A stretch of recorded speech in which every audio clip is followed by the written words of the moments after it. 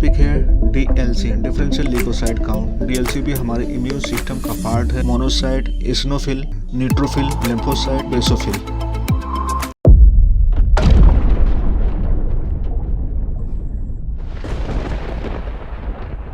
CBC test एक routine test है। अक्सर ये टेस्ट एडवाइस किया जाता है डॉक्टर द्वारा। उसी सीबीसी टेस्ट का एक पार्ट है डीएलसी, डिफरेंशियल ल्यूकोसाइट काउंट। आज हम इसी पे बात करेंगे इंशाल्लाह। आज का हमारा टॉपिक है DLC, differential leucocyte count. DLC भी हमारे इम्यून सिस्टम का पार्ट है। इनके 5 टाइप होते हैं: neutrophil, lymphocyte, monocyte, eosinophil, basophil. इन सभी पार्टों का अलग अलग फंक्शन होता है। कोई एंजाइम रिलीज करते हैं तो कोई एंटीबॉडीज बनाते हैं। सबसे पहले हम लेते हैं न्यूट्रोफिल। न्यूट्रोफिल ये हमारे बॉडी में केमिकल रिलीज करते हैं, बैक्टीरिया के ग्रोथ को रोकते हैं। न्यूट्रोफिल केमिकल रिलीज करके।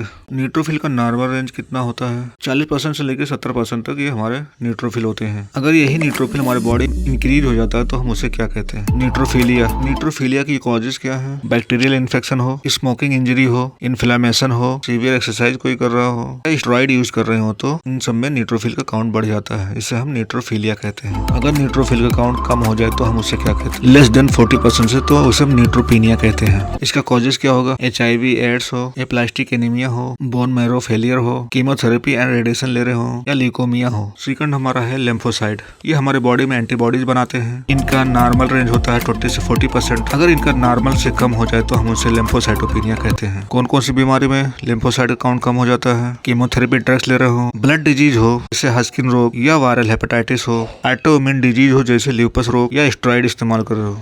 इन सब में लिम्फोसाइट का काउंट कम हो जाता है तो हम उसे लिम्फोसाइटोपिनिया कहते हैं। अगर इनका काउंट बढ़ जाए तो हम क्या कहते हैं? लिम्फोसाइटोसिस।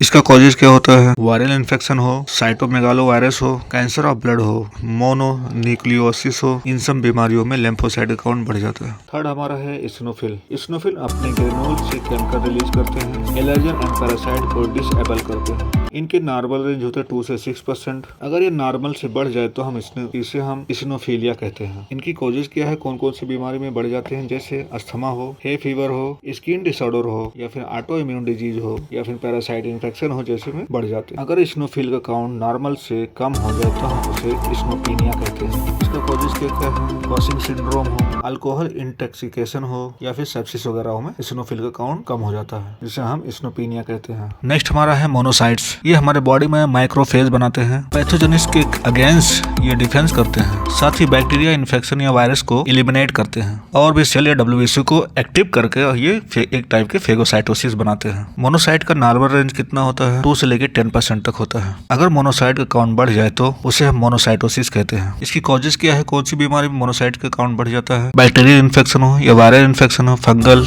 इन्फेक्शन हो, ऑटो इम्यून डिजीज हो, ट्यूबरकुलोसिस हो, या फिर इन्फ्लेमेटरी बाउल डिजीज हो। अगर मोनोसाइट की काउंट कम हो जाए तो उसे हम मोनोसाइटोपिनिया कहते हैं। इनकी कॉजेज क्या है? कीमोथेरेपी ले रहे हो पेशेंट, या रेडिएशन, बोन मैरो डिसऑर्डर हो, HIV हो, या एड्स हो, या सेप्सिस वगैरह में कभी कभी देखने को मिलता है मोनोसाइट की काउंट कम हो जाता है, इसे हम मोनोसाइटोपिनिया कहते हैं। नेक्स्ट हमारा है बेसोफिल। बेसोफिल रिलीज करते हैं हिस्टामिन एंड हेपरिन को। क्योंकि कोई क्लॉटेज ना बने इसकी वजह से हिस्टामिन एंड हेपरिन को रिलीज करते हैं और बाकी WBC अपना आके आसानी से अपना काम कर सके। बेसोफिल का नॉर्मल रेंज जो होता है 0.5% से लेकर 1% तक होता है। अगर यही बेसोफिल नॉर्मल से बढ़ जाए तो उसे हम बेसोफिलिया कहते हैं। इनकी कॉजेज क्या? कौन कौन सी बीमारी में बेसोफिल के काउंट बढ़ जाते हैं? ल्यूकोमिया हो, ऑटो इम्यून डिजीज हो। अगर बेसोफिल की काउंट कम हो जाता तो उसे हम बेसोपिनिया कहते हैं। इनकी कॉजेज क्या है? एक्यूट इन्फेक्शन हो, कीमोथेरेपी हो, रेडिएशन ले रहे हो, या हाइपरथायराइडिज्म हो, इसमें बेसोफिल की काउंट कम देखने को मिलता है।